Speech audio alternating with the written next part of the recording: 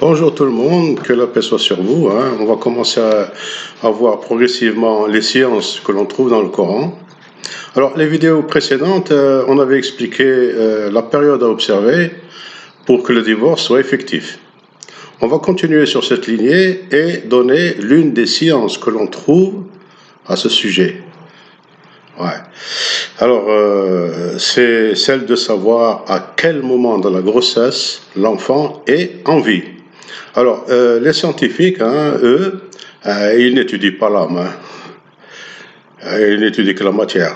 Alors, pour eux, il y a d'abord la fécondation, ensuite l'embryon, ensuite le fœtus, ensuite une forme humaine, et enfin l'activité de cette forme humaine, hein. C'est donc à partir de cette activité que les scientifiques estiment que l'enfant est vivant, pas avant.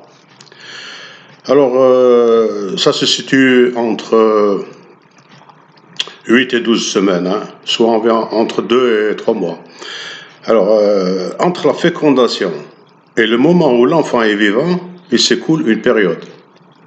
Alors, le Coran, il parle de cette période, hein, c'est le verset 2,28, hein, mais ce verset, c'est juste pour information, hein, ce n'est pas encore le verset qui donne la science, hein. Alors, le verset 2,28, qu'est-ce qu'il dit? Ben, il dit « Kuntum amwatan fa ahyakum » etc. Alors, donc, on sait maintenant quand kunna amwatan. C'est cette période-là, hein. Alors, il reste à savoir maintenant quand fa ahyakum.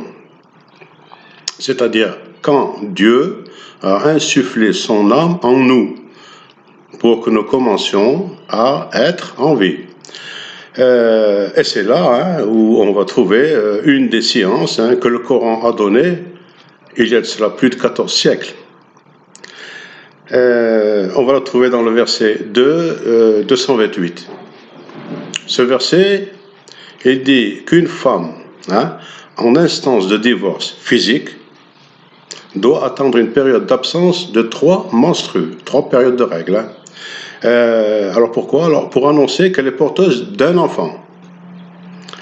Et elle est dans l'obligation, hein, d'après le verset, hein, de ne pas cacher ce qu'elle porte dans son ventre, hein.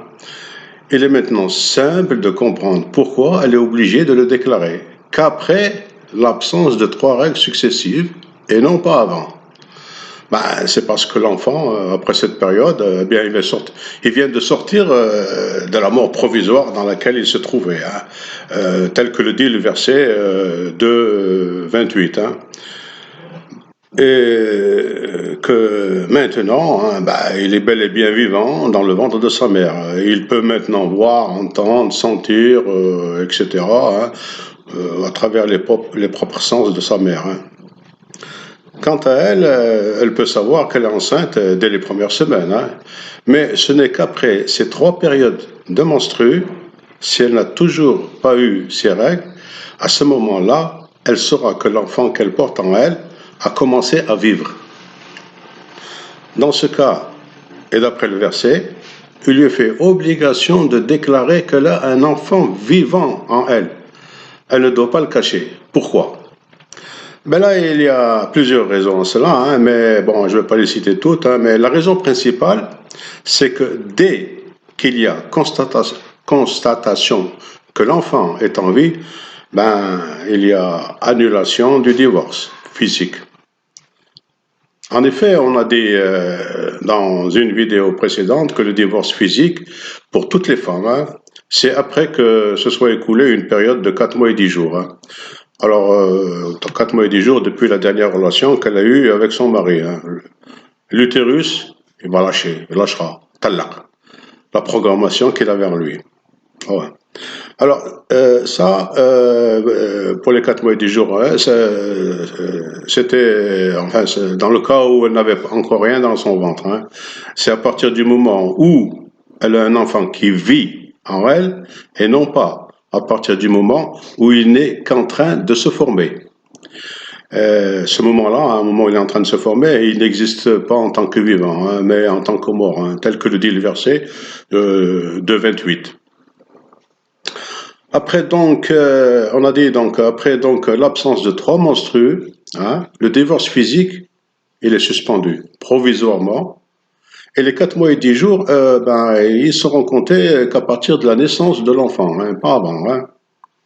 Pendant les 9 mois, le divorce, il est annulé. Hein. Physique. Hein. Bon, maintenant la parole, c'est autre chose. Hein. Bon, d'ailleurs, la fin du verset 65-04, il le dit, hein, il le dit bien. Hein. Euh, Ce verset, hein, il donne une autre information hein, aussi importante, hein, mais on la verra à la fin dans cette même vidéo. Hein. Alors maintenant, on va donner le calcul hein, pour que chaque femme puisse connaître à partir de quand leur enfant est en vie.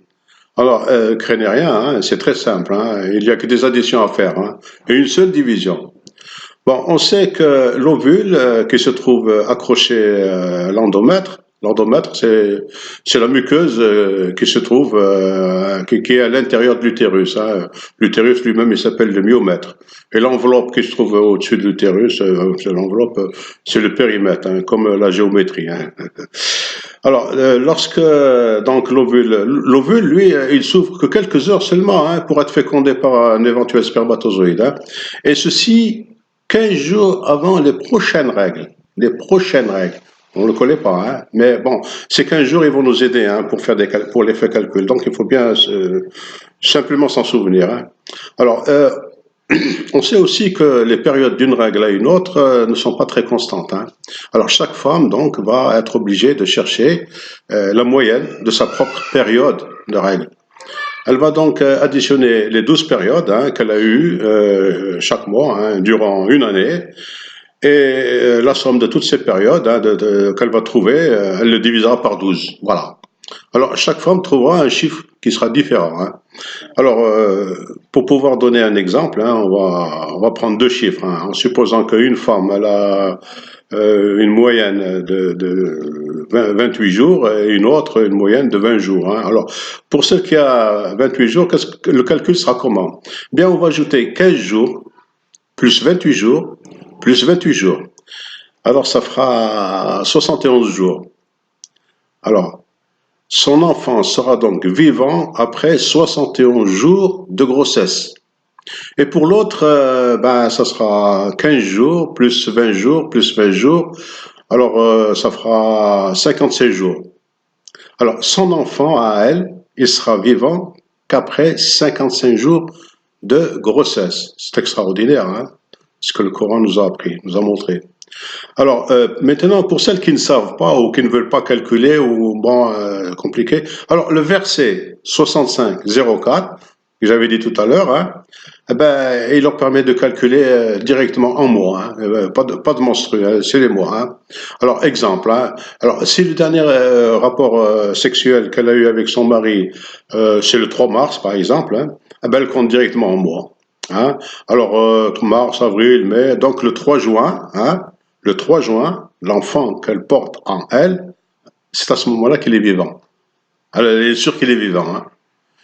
Voilà, c'est tout ce que je voulais dire. Bon, mais est-ce que l'avortement en islam est permis? Bah écoutez, si l'enfant est en vie dans le ventre de sa mère, bah c'est un assassinat, hein, c'est un crime. Et avant qu'il ne devienne vivant, est-ce que c'est permis? Personnellement, je ne sais pas. Hein. Mais enfin, il serait dommage d'arrêter le processus d'existence du futur être humain. Hein. C'est le seul moyen hein, de fonder une famille, hein, à mon avis. Hein. Bon, je m'arrête là. Hein. S'il y a des questions, n'hésitez pas. Hein. Posez-les dans les commentaires. Hein. Au cas où je ne pourrai pas y répondre, je pense qu'il y en a d'autres qui pourront le faire. Voilà. Alors, bien le bonjour à tout le monde. Hein. Que la paix soit sur vous. Astaghfirullah li wa lakum.